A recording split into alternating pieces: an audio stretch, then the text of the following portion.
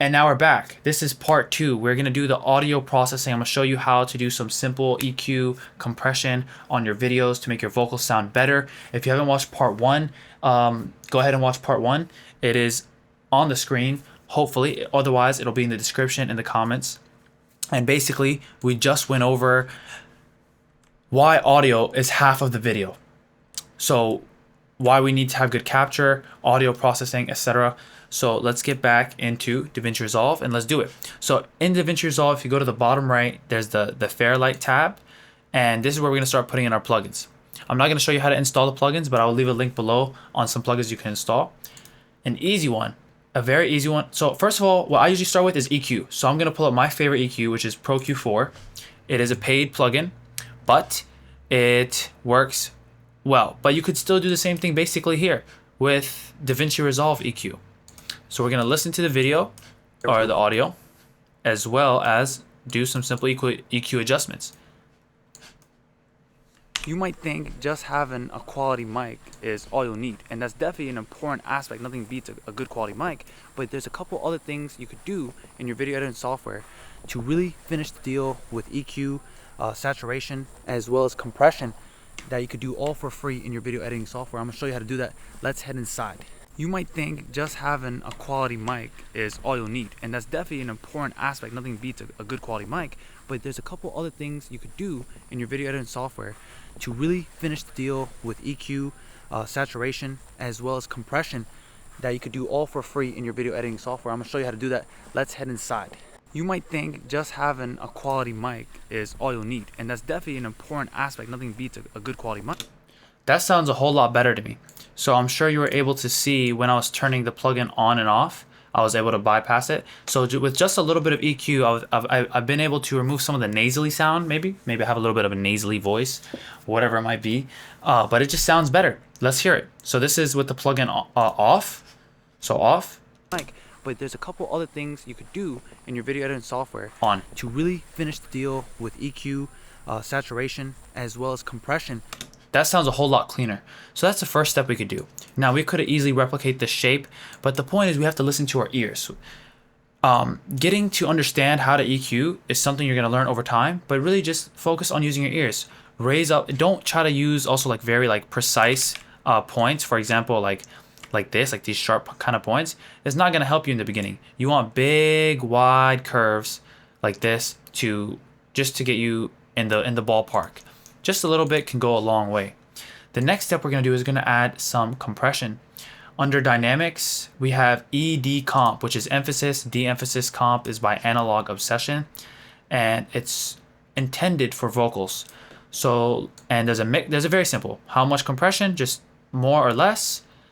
Mix. How much do we want to mix in of the compressed signal into the uncompressed signal? And then we have an output gain to adjust for the loss of volume. Let's go ahead and listen without compression and with compression. That you could do all for free in your video editing software. I'm going to show you how to do that. Let's head inside. You might think just having a quality mic is all you'll need, and that's definitely an important aspect. Nothing beats a good quality mic, but there's a couple other things you could do in your video editing software to really finish the deal with EQ, saturation, as well as compression that you could do all for free in your video editing software. I'm going to show you how to do that. Let's head inside. You might think just having a quality mic is all you'll need, and that's definitely an important aspect. Nothing beats a good quality mic, but there's a couple other things you could do in your video editing software to really... So you could see as I increased the amount knob, we were able to hear like the sound of the cicadas or whatever those bugs are in the background louder, because we're basically compressing the signal. The low parts of the signal and the high parts are getting closer together to, I mean, they're not going to be obviously the same, but they're getting closer together so that way there's not a big change in volume. And this is just a really simple compressor, and I would highly recommend adding some mix in there. So you're mixing the dry, which is untouched signal, as well as with the compressed signal, so you're getting a different kind of blend of, I guess, of both signals. It sounds good. I don't know, just give it a list. There's not that many buttons to try here. Finish the deal with EQ, saturation, as well as compression that you could do all for free in your video editing software. I'm going to show you how to do that. The compression is going to make sure that when you get loud, it doesn't get too loud, and when you get quiet, you don't get too quiet, and that's going to be a lot better for the viewer.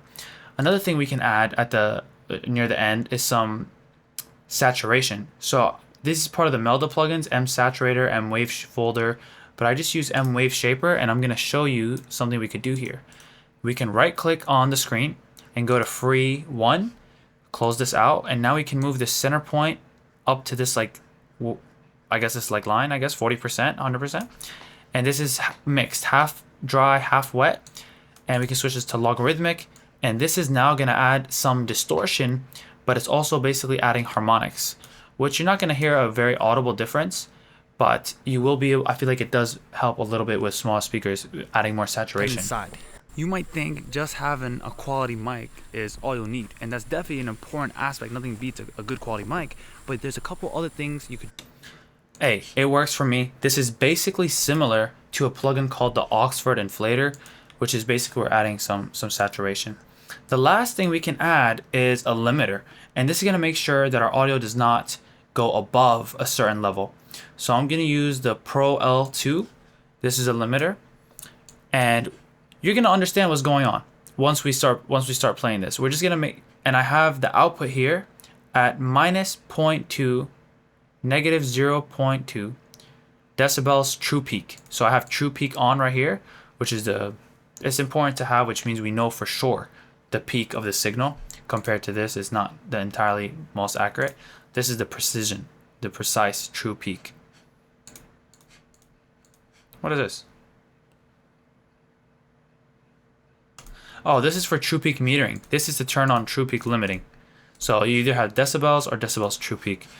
So let's go ahead and see what happens. In your video editing software to really finish the deal with EQ, saturation, as well as compression that you could do all for free in your video editing software. I'm going to show you how to do that. Let's head inside.